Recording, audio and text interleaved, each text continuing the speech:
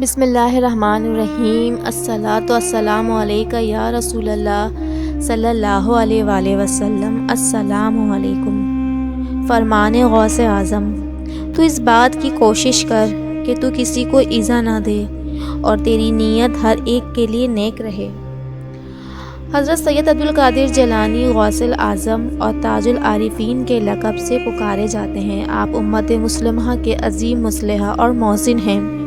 آپ ہی کی جدوجہد کے نتیجے میں گمراہی کے اندھیرے چھٹ گئے اور ہزاروں لاکھوں کی تعداد میں لوگوں نے اسلام قبول کیا۔ مسلمانوں کو عقائد کی خرابی اور بدعملیوں سے نجات دلائی۔ آپ دین کو سربلند کرنے کے لیے جو بھی کردار ادا کیا وہ رہتی دنیا تک یاد رکھا جائے گا۔ آپ کا نام عبدالقادر جبکہ آپ کا لقب محی الدین ہے۔ آپ رحمۃ اللہ علیہ کی پیدائش کیلان کی ایک بستی جو کہ ایران میں بحر خزر کے جنوبی ساحل پر واقع ہے۔ حضرت شیخ عبدالقادر جیلانی نے اس دور میں قدم رکھا جب یورپ کے عیسائی حکومتوں مسلمان کے اقتدار کو ختم کرنے کے در پر تھی۔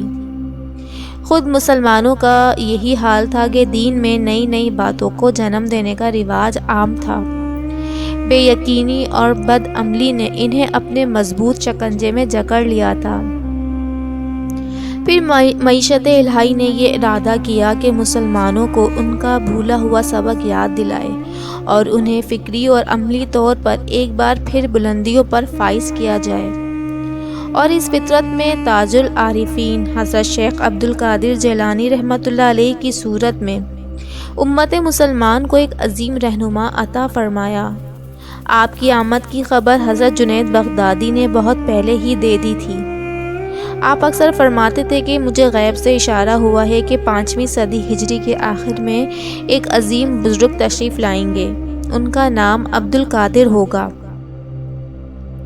جو کہ جیلان میں ان کی پیدائش ہوگی۔ اس دور کے عظیم صوفی ولی حضرت سیدنا عبداللہ کے پاکیزہ صاحبزادی حضرت ام الخیر فاطمہ کو ایک خوبصورت زاہد نوجوان حضرت ابو سید ابو صالح موسیٰ کی زوجیت نصیب ہوئی، جس کے نتیجے میں رب کریم نے یکم رمضان المبارک 470 ہجری بمطابق 1078 عیسوی کو ایک فرزند عطا کیا۔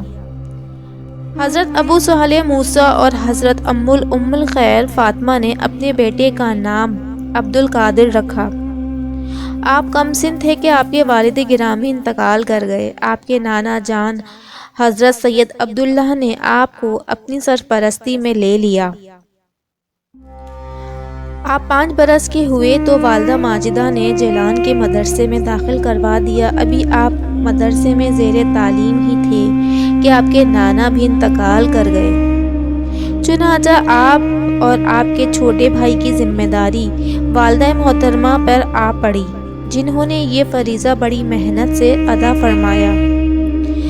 حضرت عبدالقادر جیلانی رحمۃ اللہ علیہ 18 برس کے ہوئے تو آپ نے اپنی والدہ سے علم کے حصول کے لیے بغداد جانے کی اجازت مانگی۔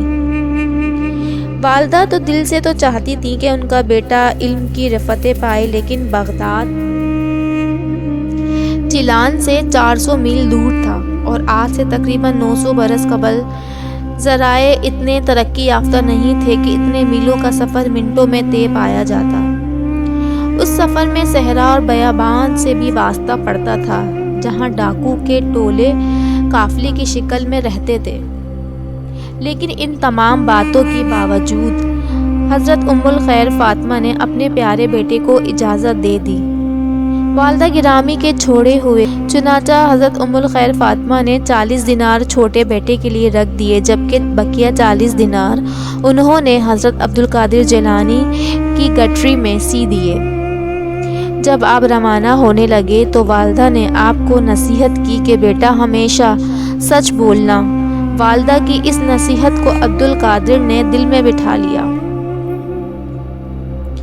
اور حضرت ام الخیر فاطمہ کی یہی نصیحت ڈاکوؤں کے لیے ایک پورے گروہ کو راہ راست پر لانے کا سبب بنی۔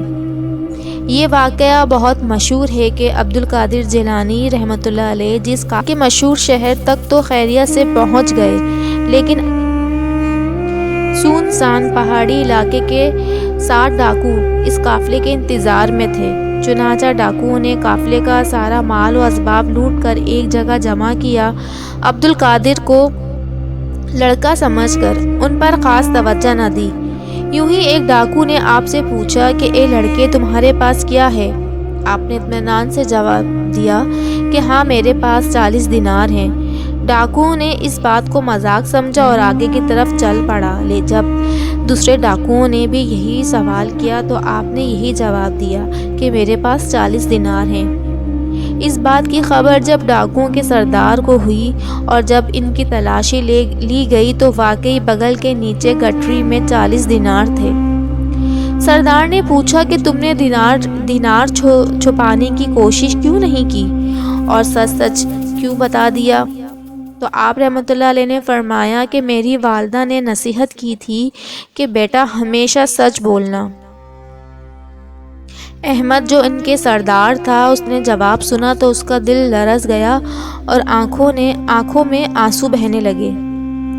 روتے ہوئے بولا، اے لڑکے، تم نے اپنی ماں سے کیے گئے عہد کو اتنا پاس رکھا اور میں اتنے برس سے اپنے خالق سے کیے گئے عہد کو توڑ رہا ہوں۔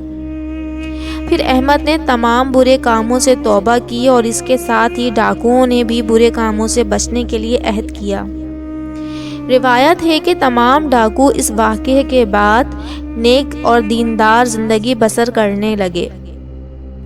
عبدالقادر جیلانی رحمۃ اللہ علیہ فرماتے ہیں کہ یہ پہلی توبہ تھی جو گمراہ لوگوں نے میرے ہاتھ پر کی۔ جب یہ قافلہ بغداد پہنچ گیا تو بغداد اس زمانے میں علماء اسلام کا مرکز تھا۔ دینی اعتبار سے اس شہر کا رتبہ بہت بلند تھا، جبکہ غیر اسلامی نظر سے بھی اسے بہت عزت کی نگاہ سے دیکھا جاتا تھا۔ آپ نے بغداد پہنچ کر چند ہی دنوں میں اس وقت یہ علماء اسلام کے پایہ وقت کے اعلیٰ یونیورسٹی تھی۔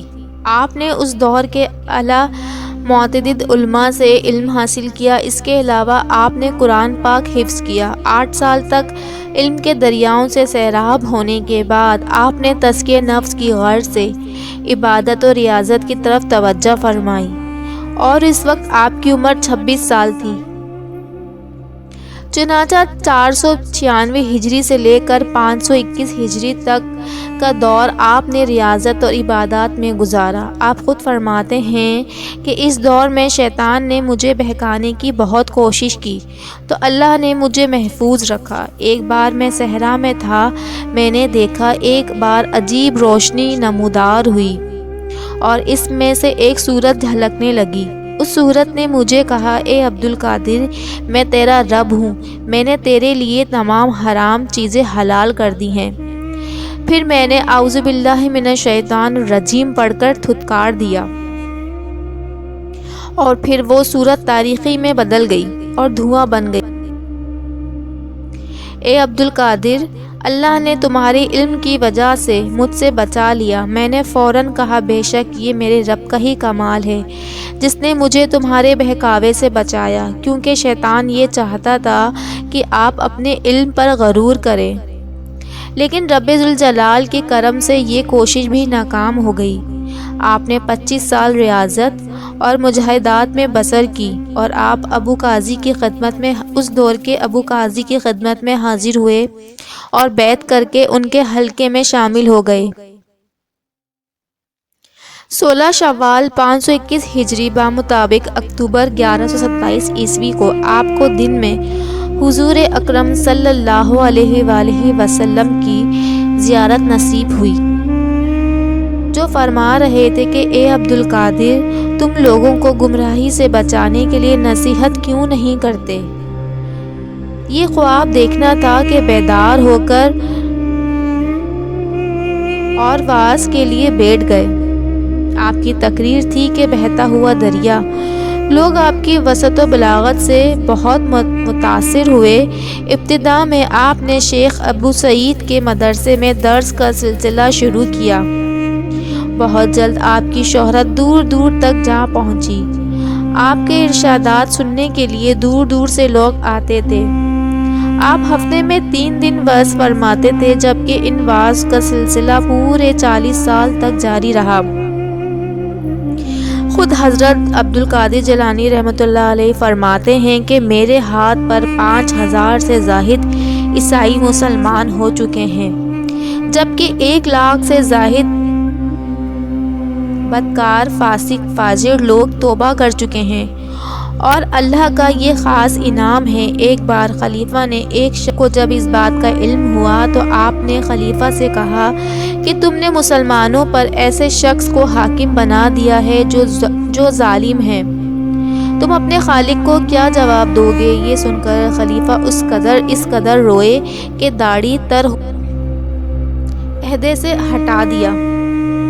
521 ہجری میں جب آپ کی عمر 90 سال سے زائد ہوئی تو آپ بیمار رہنے لگے۔ وصال سے کچھ دیر پہلے انہوں نے اپنے صاحبزادے شیخ عبدالوہاب کی خواہش پر انہیں کچھ نصیحتیں فرمائیں، پھر غسل فرمایا اور نماز عشاء ادا کی، دیر تک سجدہ ریز رہے اور پوری امت مسلمہ کے لیے دعائیں مانگتے رہے اور فرماتے رہے، اے اللہ محمد صلی اللہ علیہ وسلم کی امت کو بخش دے، اے اللہ محمد صلی اللہ علیہ وآلہ وسلم کی امت پر رحم فرما۔ پھر اپنے بستر پر لیٹ گئے اور چند کلمے ارشاد فرمانے لگے۔ آپ کی زبان مبارک سے 3 مرتبہ اللہ کا نام نکلا۔ آپ کی آواز آخر میں اس سفر آخرت پر روانہ ہوئے۔ آپ کی وصال کی خبر پھیلی تو لوگ روتے ہوئے بیتابی کے ساتھ آپ کی قیام گاہ کی طرف دوڑے۔ آپ کے جنازے اور تدفین میں ہزاروں لوگ شامل تھے۔ آپ کو بغداد میں سپرد خاک کیا گیا۔ عثمانی فرمانروا سلطان اول نے آپ کے مزار پر خوبصورت گنبد تعمیر کروایا۔ آپ کے مزار کی زیارت کرنے کے لیے آج بھی مسلمان بغداد کا رخ کرتے ہیں۔ امید ہے کہ حضرت غوث الاعظم شیخ عبدالقادر جیلانی پر بنائی جانے والی یہ ویڈیو آپ کو ضرور پسند آئے گی اور آپ کا ایمان بھی تازہ ہوگا۔ اس ویڈیو کو اپنے دوستوں کے ساتھ ضرور شیئر کریں۔